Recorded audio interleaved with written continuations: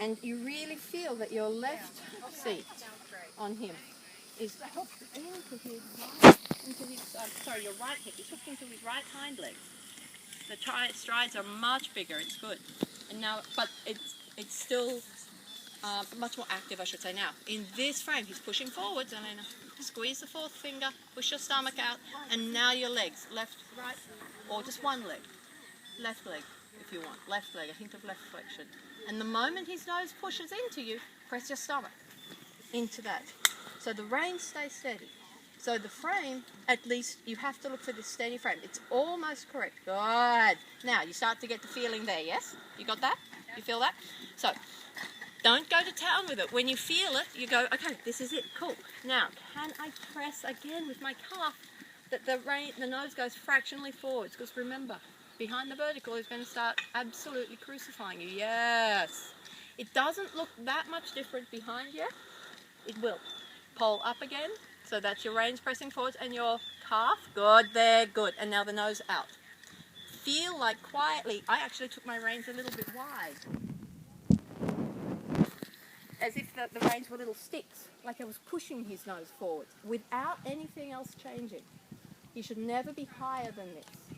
Nose out again, and I start to see a muscle. You can keep him in the counter flexion, have no problem with that. And now a little bit touching him with your little spurs. Good, good, but not then running forwards automatically. Okay, now you've got too much left rein. Hands down again. Stomach pressing forwards, and now just let yourself swing again. Let your thighs be loose, chest open, and now bring him back almost to walk. Right leg forwards. I don't think there was ever a time my legs there. Good. Press the nose forwards. Press the nose forwards. If you push the reins forwards, where does his nose go? Okay, none of this. No hula. Yeah. It has to be only straight lines. And back to trot. Feel that the legs are long and they just tickle underneath. Yes, and then quietly creep that forwards. Don't stay in the small trot too long. Now, the next step that's going to happen is you're going to make him too long. So he's not allowed to get longer in front. Good, good, good. And now a little bit each leg. The hind legs are actually bending now. This is where you have to start from. Good. And again, feel that your calves touch his rib cage, girth, rib cage, whatever you want to call it, and they almost pick them up. But it's a very delicate feeling. You have to sort of get in there, feel your reaction, and modify it if necessary. Now push his nose forwards again. Feel, if you have to, that you can take the right rein a little, the left rein a little, and nose then presses forwards. But I won't see all that. Good.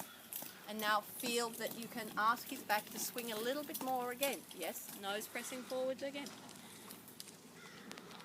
And now make a transition to walk without using your reins. Press them forwards. Press them forwards. Outside knee. Stomach presses forward. A little bit each leg now because he's hollowing. Left, right, at the girth. The legs are too far back. Left, right, at the girth. Yes, and now press him forwards. No walk, no walk. It's super. Yep, but too small, too big a reaction. Put the aid on, see what you're getting, and then ask, see if you need more or not. We're talking really like boring to watch stuff. Nose out. The moment you see there, where the highest point is that part where his mane flips over, you have to do something different. So, take the right rein to the right a little bit. Put the pressure on his bit, but it doesn't pull back. You make it go to the right, and it'll feel pressure on his mouth. Feel again that your lower legs come forwards. Your thighs get to be quite loose for a moment. Calves forwards. Left calf, yes. Now tickle him right there with your spur. Good. It gave you the right reaction. Yes. Good. Now press the nose forwards again. And forwards a little bit with the hind legs, but the nose does not. If he hits the bit, and you've got the left bit well through his mouth, I could have had it like that too. I don't know. I did? Huh? Yes? Okay. So in that case, he throws it over there. That's why I said that.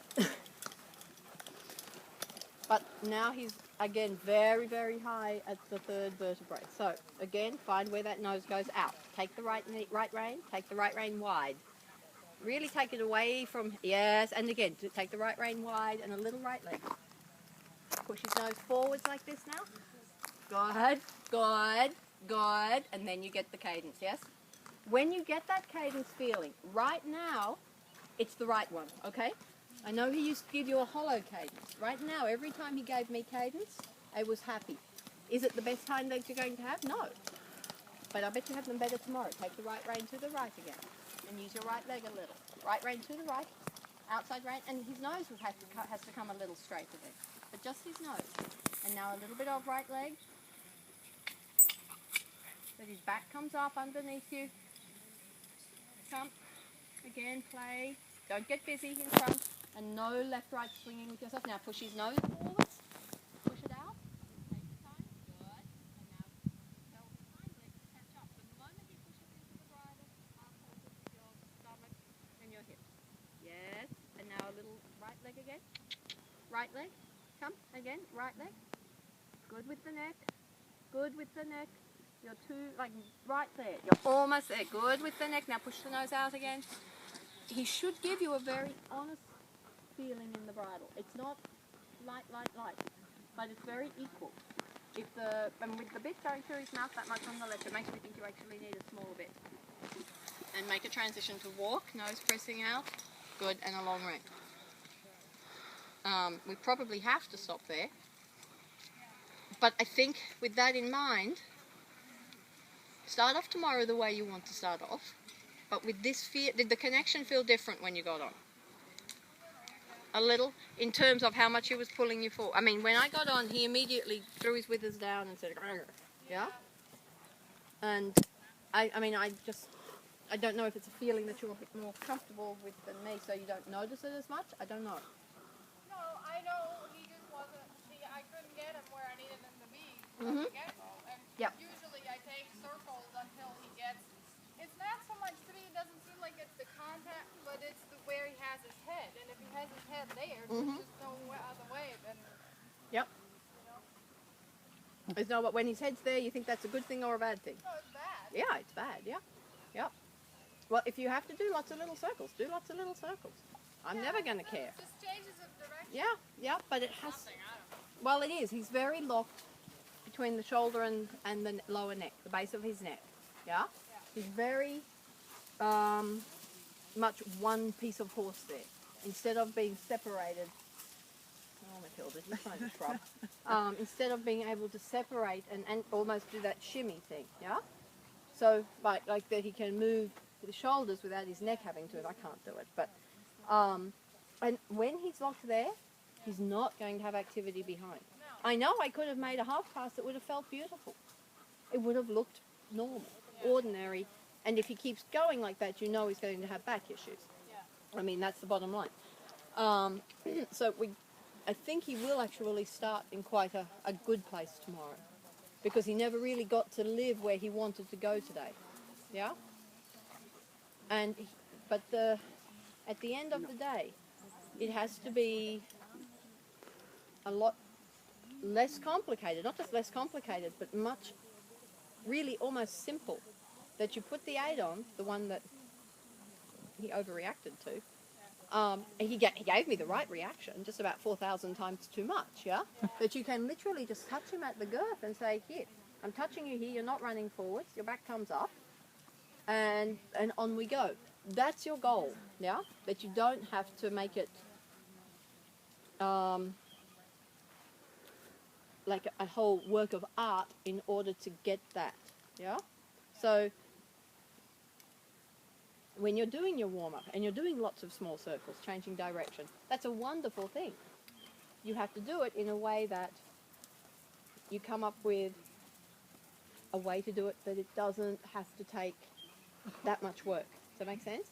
Because we know he can do it. It's not so easy for him. And when he's there, and there consistently, he stays there, yeah? You can use the piaffe to a point, because in the piaffe he actually is in the right place. But then when you creep forwards, he quietly hollows, and he tries to lower his withers a little bit and drag you forwards. So it's not the first time we've seen him like this, yeah? And I think tomorrow I'd be really shocked if it doesn't start off actually very good. So, because in the end he worked more or less correctly, but the hind legs did start to cover ground and the hocks bend. Even if they didn't really bend and go under him yet, they were bending. Okay, you start with that. and the length of stride got longer. But this is something that if I was sitting on him, I would be saying, okay, let me see where he is in a week. So that in a week I know I can get on, go, and I don't have to make it complicated. And I think you can do that. Does that make sense? Sure. Yeah. And you have to believe it. But that can be something that you can basically deal with and just decide, this is what we're going to get done, so that when you feel like this, I have really clear aids to make it different. And that's, you know, because he's not going to be the last horse in your career that doesn't want to lift his back. No? No. Sorry.